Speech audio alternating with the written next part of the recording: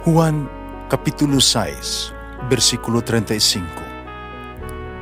Si Jesus miingon kanila, "Ako mao ang pan nga naghatag sa kinabuhi. Ang muari kanako dili nagayod gutomon, ug ang mutuo kanako dili nagayod uhawon." Pan sa kinabuhi.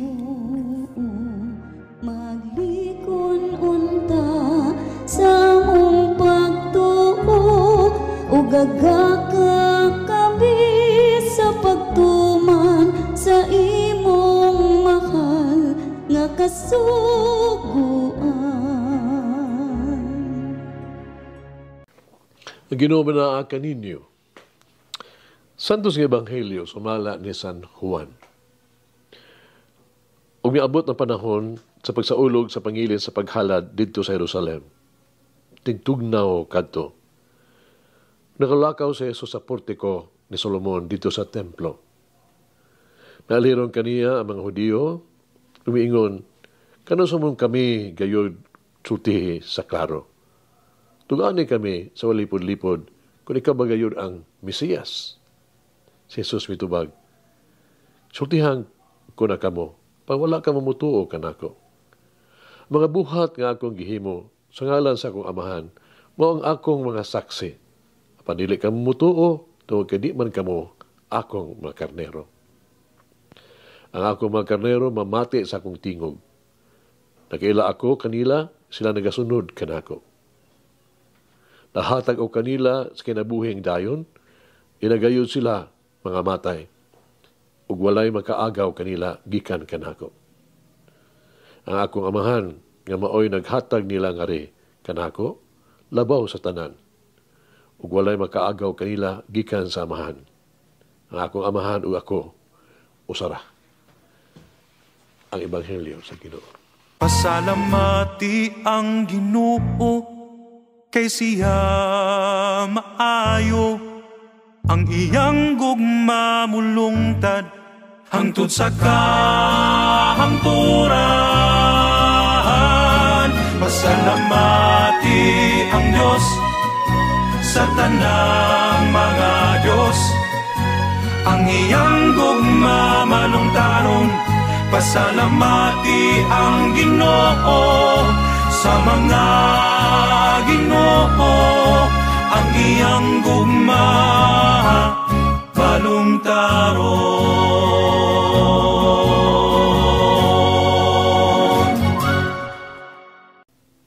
Si Jesus miingon, "Ako mga karnero nakadungog sa akong tingog. Ako nakaila kanila, ug sila musunod kanako. Apan kita kinahanglan gayod nga muangkon na kita makadungog sa lain-laing mga tingog sa tuang palibot kinsa may atog yung tuhuan o sundon. Suman nato pag-ila sa tingog sa mga magbalantay. Ang tanang gusto o labing minus nagangkon nga sila ang ilang isulti pulong sa Diyos. Apan sa samang gininhawa, in the same breath, nag-angkon usab nga lisod kaayo o imposible kaayo ang pagsabot. Labi pa sa kadaghanan nga makalibog ng mga laing-laing hunakuna, no? Pagtulunan, kami angkon nga kini mao ang pulong sa Dios. Ang Dios mismo mikunsad sa atong taliwala diha kang Jesus. Ang pulong nga nahimong tao aron mugiya ug mutudlo kanato. Sa ingon si Jesus, wala lang magsugo kanato sa pagtuman sa iyang gisulti, kundi pagsunod gayod kaniya. Karon mangutana kita, sa atong pagsunod sa maayong magbalantay, asa man kita padulong? Ang magkarnero nga walay magbalantay, walay panalipod batok sa mga manunukob o kasagaran, mawala og malibog, masaag. Mao kaniya hinungdan nga ang magbalantay literal nga nagpuyo uban sa ilang mga panon dito sa sisibanan. Gigiyahan, gibantayan nila ang ilang mga karnero sa mga kadautan, kapiligruhan. panlaba pa ni ana. Ilang gitultulan sila ngadto sa labing maayong sibsibanan sa mga sapa alang sa pagpakaon ug painom. Nakaplagan nila ang labing luwas nga dapit alang sa pagpahulay sa gabi. Ang mga karnero nakaila sa tingog silang magbalantay. Umamati sa iyang tingog ug tawag. Sama kita sa mga karnero. Dili kita mabiktima sa mga puwersa na makalaglag ka nato sa sala kay Satanas. Us kalibutan kasupak sa Dios ug sa iyang mga katawhan. Apan sa Jesus wala lamang magpalingkawas ka nato gikan sa litag niining Satanas ug kaulipnon sa sala. Kundili gitultulan usab niya kita ngadto sa lunhaw nga sibsibanan, limpyo nga tubig diin ang atuang kusog mapasiuli. Gitultulan kita sa hustong dalan nga maglakaw nga walay kahadlok. Kani wala og pasabot nga kita dili makatagamtang og pagsulay og kalisdanan sa atuang pagsunod sa maayong magbalantay.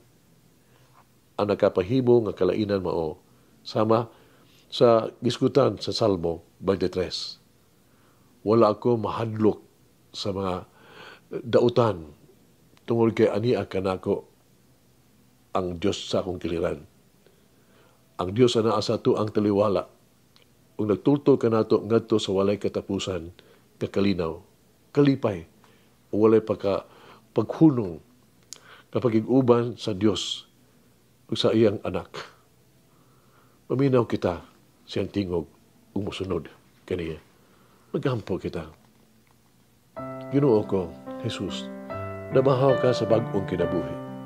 Hatagi ako og bag-ong mga mata na makaila sa imong presensya sa kalibutan sa akong palibot. Hayita ang akong pananaw, haw ako makita labas sa ordinaryo nga panghitabo sa matag adlaw ug ngadto sa talagsaon nga kamatuoran sa imong grasya. Pasigaan ako ang panlantaw sa kalibutan, uban sa bag-o nga paglaom sa pag-abot sa imong gingharian. Pahumuka ang akong pananaw, haw akong tan-awon ang ubang mga mata sa malumo og kaluoy nga imong gipakita sa kadaghanan. Hinaot nga matag adlaw ni ining panahon sa Paskos pagkabanhaw, maghatag o makadlit sa imong himaya. Sa imong sagdado ngalan, ako nag-ampo. Amen. Mama Mary, inspire me to live as true Christian witness for others to imitate. Malangin ang Diyos magagahom sa tanan, Amahan, Anak, Espiritu Santo. Amen. May the Lord of the divine mercy bless us all, heal us from all diseases and suffering. Ayun unta niya kita, tanang mga sakit na sa lawas o sa kalag, body and soul. In the name of the Father, the Son, and of the Holy Spirit. Jesus, I trust in you. Amen. Whoever eats the bread of life will never hunger, says the Lord. Kay galaan inyong nabati ang pagpaambit ug hamubong pamalandong sa pulong sa Dios pinaagi sa tulumanon pan sa kinabuhi nga gidumala ni Monsignor Daddy Silva. Hangtod na usab sa sunod higayon, daghang salamat. The bread